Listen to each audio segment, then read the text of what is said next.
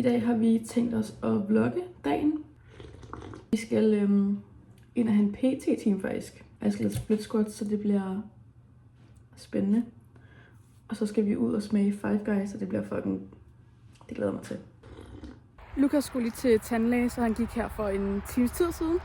Og nu er jeg på vej ned på stationen for at mødes med ham der. Og så skal vi ind til Power for at træne. Eller jeg skal træne. Lukas har skrevet til mig, at de vil med at gå fra ham, men han sidder den der fucking tandlægestol. Så han er lidt muggen over det. Og jeg sidder bare her og venter. Jeg overvejede til min bog med, men det gjorde jeg ikke. Fordi jeg tænkte, at det ikke tog så lang tid. And now I'm full of regret. Er du pæne viser? Det er sådan okay, tror jeg.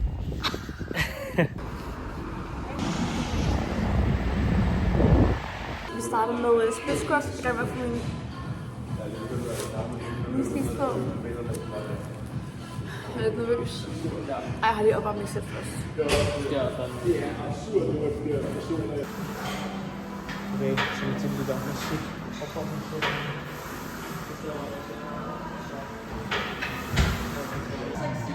Jo.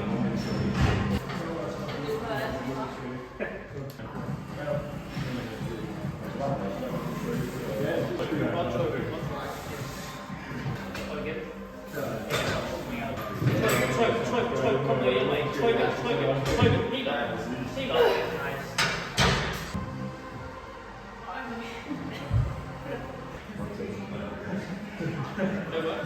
Jeg har fået lyden før, så der stod, at jeg skulle låse tilbehør op for at bruge, eller låse iPhone op for at bruge tilbehør. No. Så, men sidste sæt. Ja. Heller ikke, fordi vi sagde så mange guldkorner. True. Det var mest bare... Så sæt her. Så bliver bare ved, indtil jeg siger stop. Tjek. Super. Nice. Tryk til for bunden. Lige præcis. Hver rep. Tryk til.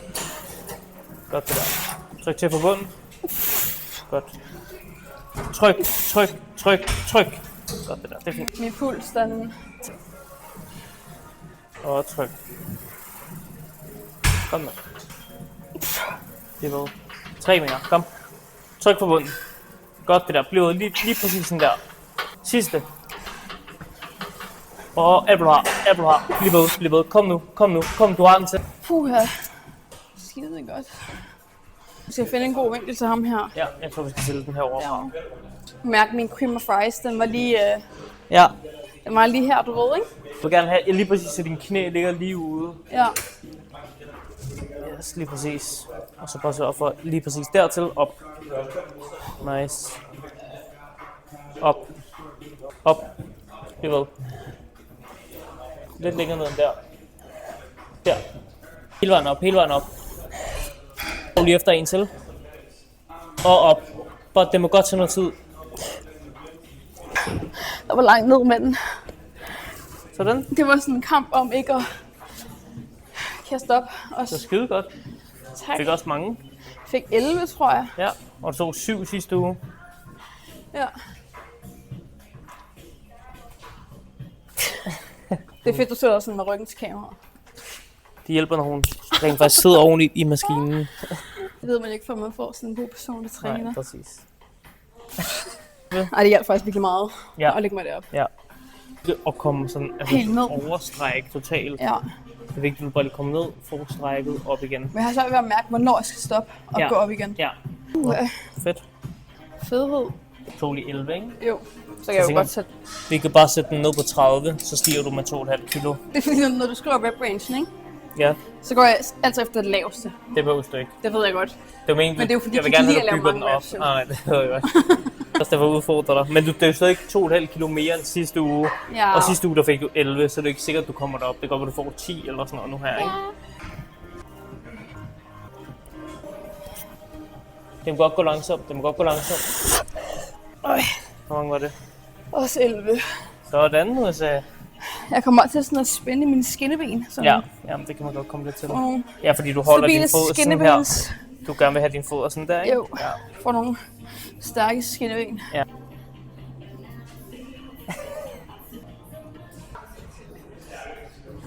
Bare tage en af. Prøv at se. Nå nej, du har selvfølgelig kortere ben end mig. I'm a small. Nice. Will you put a 20 on? Yes. Thank you. Hvor mange fik du her sidst? Let's check. Nu har jeg kommet til at lokke mig ind, uden mine ben var klar. Nå, du skal sætte benene op først. Ja, jeg sidder også lidt fast endnu med Ja. helt spredte ben. Du fik 8 sidst. Ja, okay. 2 sæt i træk. Ja. Så det skal vi i hvert fald slå nu her. Let's go. Pas på, at den ikke kommer ned og lander. Og trykke. Bliv ved. Kontroller den ekscentrisk en lille smule mere. Og tryk til. Godt det der, præcis. Bliv ved. Og tryk. Kom nu. Trykke. En til, kom. Og tryk.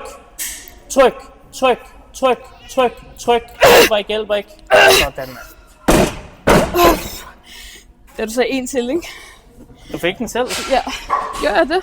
Du skal lige ud af den der først nu. Ej.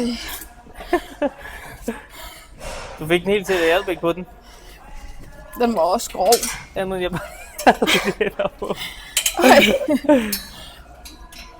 Sådan. Godt klar. Tak. Hvor mange fik du? Talte du? 9. 9. One more.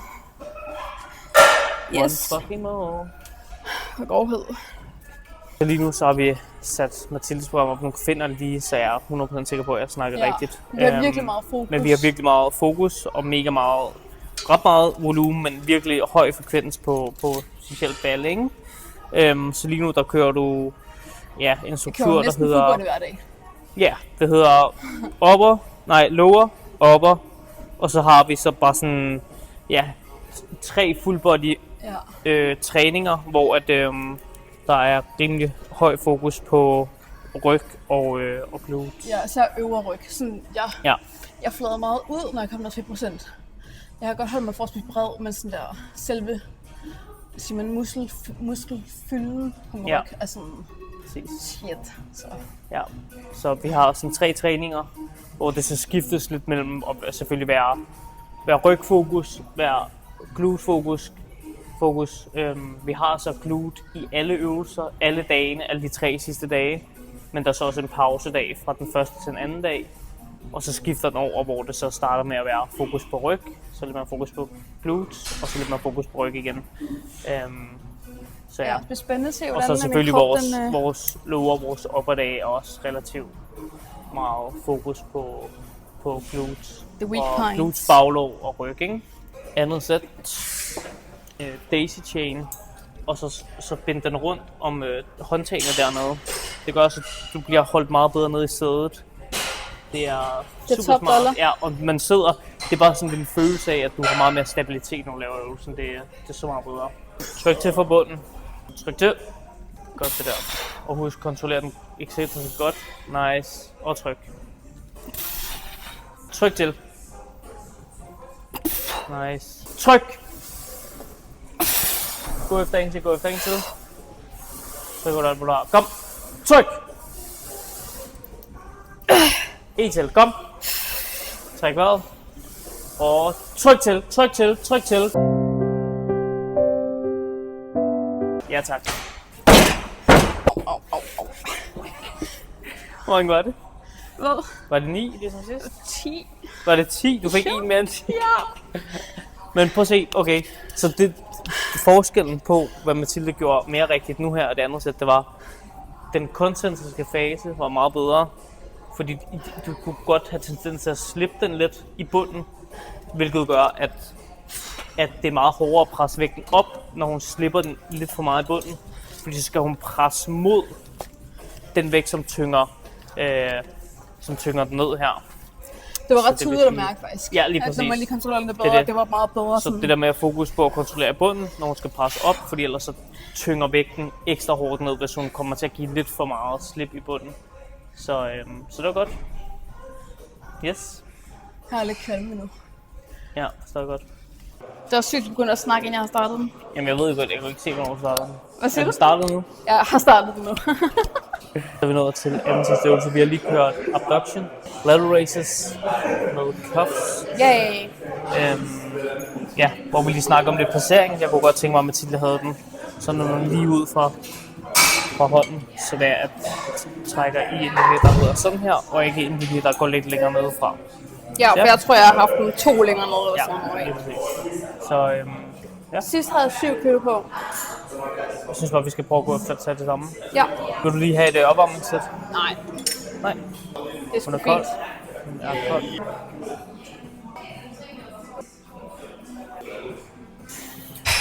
Helt op, helt op, helt op. Kom nu. Nice. Sidste øvelse. Last one. Last one. Last one. Cable row. Hvad? Ja, imponeret. Seated cable Imponeret. row. Imponeret. Imponeret. Seated cable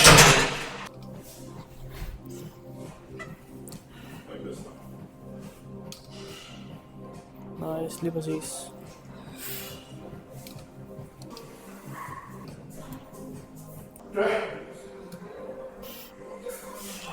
Ja, tak. Nice. Hvad var det? Hvad? Hvad var det? 9. Sådan, Musse. Jeg var en af de typer, der smadrede væk ned i. Det er fucking irriterende. Ja, du er ikke blevet den type nu. Jeg er fucking irriterende type. Den fucking irriterende type. Så jeg står ud. Ja. Ja. Fuck. Så skal vi snart have burger, hva'? Kan du smage den? Skal vi? Det gør jeg. Det var rigtig meget. Jeg glæder mig faktisk, at jeg stiller meget til at smage den. Jeg er også blevet meget solu. Jeg skulle til tandlægen, så jeg var lidt nødsaget til, også grund af mit blodsukker, altid fucker, hvis jeg spiser mit mad i offentlig transport. Men der spiser min mad. Jeg har spist 2 måltider, der klokken 8, der spiser mit andet måltid. Og det er 2 forholdsvis store cream fries. Ja, så det er sådan, ja, det var mindre fedt. Ja, sådan kan det Så jeg er gå. ret sulten lige nu, Ja, forståeligt. to be honest. To be honest. Hvor mange fik jeg sidst her? Jeg fik 11 eller 12. 12? Lidt tjekke. Nice, godt der. Du vil med at holde ryggen ret. Hold ryggen ret. Yes. Great success. Tak. Let's go eat. Let's go eat. Vi ender på en volumenstigning på, hvis jeg kan regne ud, omkring 450 kilo. Tillykke.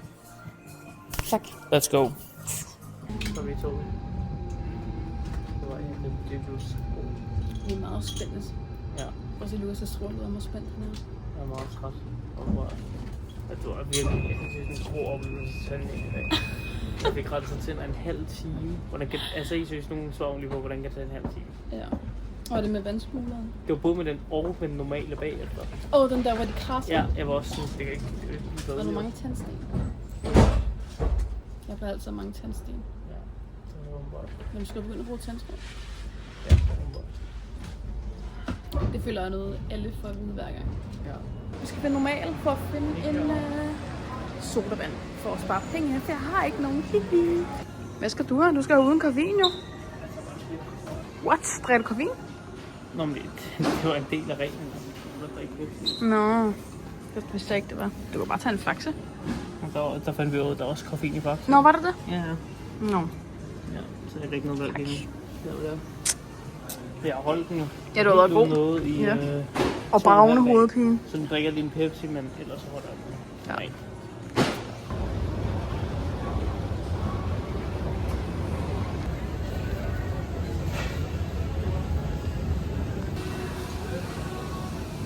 Hvad skal du have for en? Little bacon cheeseburger.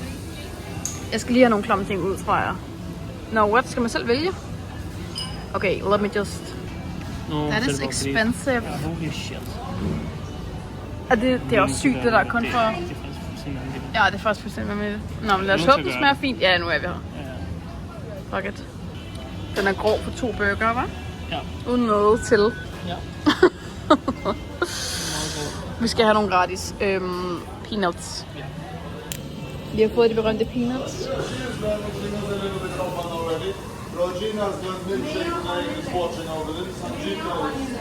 Er det lækkert? Eller er det bare peanuts? Ja, peanut. Nå, godt. Okay, vi så den blev lavet, og Det så lort ud. Den bliver nok lidt underwhelming. Jeg har ikke så høje forventninger. Men hvordan ser du, hvad der er på her? Nå, der står nummer 2. Sandwich 1 er min, så det er den her. Så det her er det. Nummer 2. Det ikke en om din er nummer 2 her? Jo. Jo. Den er fedt. Jeg ved ikke, om det er måske lidt mærkeligt at have valgt green peppers i. Men det gjorde jeg. Har du en bøf i? Det har du ikke? Jo. Du tager bare en bid.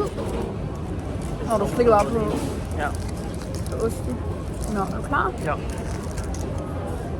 Lidt mere på en ordentlig bid her.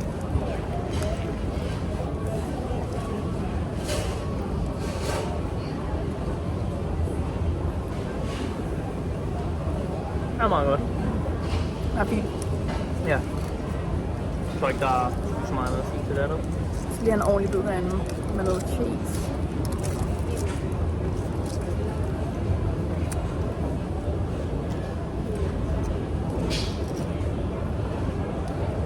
Er den god? Ja. Altså,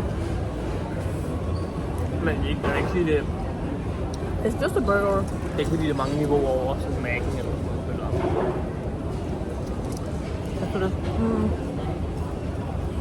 Jeg har aldrig fået en anden burger på Mac'en end en chicken salsa. Eller en anden chicken burger, eller en cheeseburger. Nej. Der er ikke meget at sammenligne med.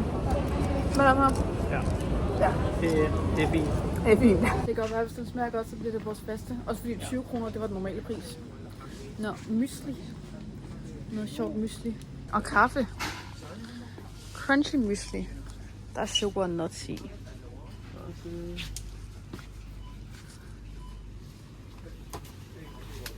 Hvad er den der der? Den her. Jeg ved ikke, hvad der er i. Der er 12 frugt den der, eller hvad den her nu mente. We need coffee. Hvorfor ikke rigtig, der er noget? Jeg er helt væk. Det er så meget mærkeligt.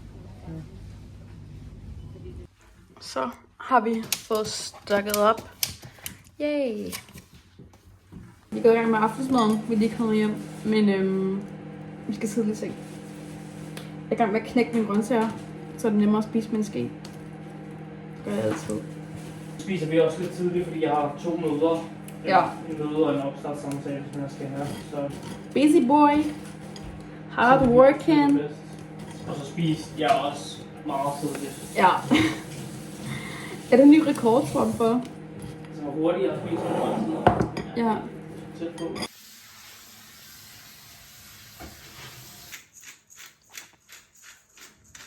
Nej, der er det ikke. Ej, kæft, der går så meget peber på, hva'? Der kommer virkelig heller ikke meget ud af den her. Nej, det havde jeg sagt. Gør der sgu ikke. And chili.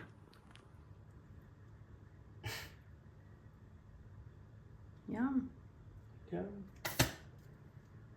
Lukas er lige i gang i et af sine 2 møder, og jeg har gang i meal prep af min frokost i morgen og min morgenmad i morgen. Og jeg har ikke prøvet at lave overnight oats med skør i først, men det prøver jeg lige i dag. Så er der også noget kaffe ned, og fucking lækkert. Jeg venter bare på, at Lukas er færdig med at snakke, så vi kan spise vores aftenskyr. Og så skal han så snakke igen. Men så skal jeg ind og ligge i sengen og læse bog. Og det er første gang, jeg har været sådan ægte obsessed med en bog. Så jeg glæder mig så helt til at læse i den. Så æder vi igen. Yay! Yay. Med vores nye mysli. Det er også en sjov beholder, det er i, hva'? Ja, det er det faktisk. Ja, Så ret fancy ud. meget fancy. Det er også sådan noget øko-bio noget, er det ikke det? Jo. Og kæft, hvor meget på. Okay, der var bare Der er ikke så meget meget sukker i til gengæld, det er meget fedt. Det er også sådan, det er sådan, der smager af brød. Eller smager ikke af brød, jo. Seriøst, Det er det, vi snakkede om. din hjerne der. Det er det, vi Man snakkede kunne se om. dine øjne, der var helt tomt. Det var det, vi snakkede om. Ja. Med sådan, den Det smager meget den smager af bare sådan- meget plain, men det er sådan Ja. lækker plain. Lækker plain. Ja. Og så er der chocolate. Yay! Vi lovede jo, at vi ville egentlig opdage, hvor meget Lukas havde fået læst i vores næste vlog, så det tænker jeg lige, at vi vil gøre. Han bruger ikke bogmærke, det er sygt. Han folder kanterne.